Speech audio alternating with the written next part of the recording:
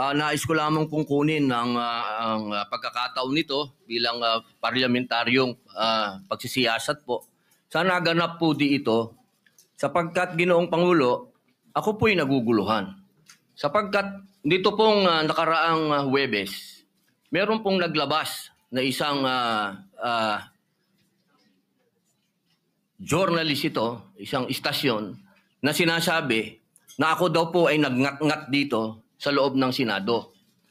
Ito po ay Ano po yung... middle finger po.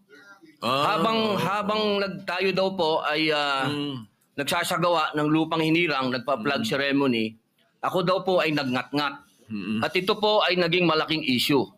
Ako po ay nagtataka, Ginoong Tagapangulo, sapagkat noong pong dati na binigyan ako ng issue na isang chismis, naglabas po kaagad ng ating Sergeant of Arms ng report at binigay niya po kaagad sa media.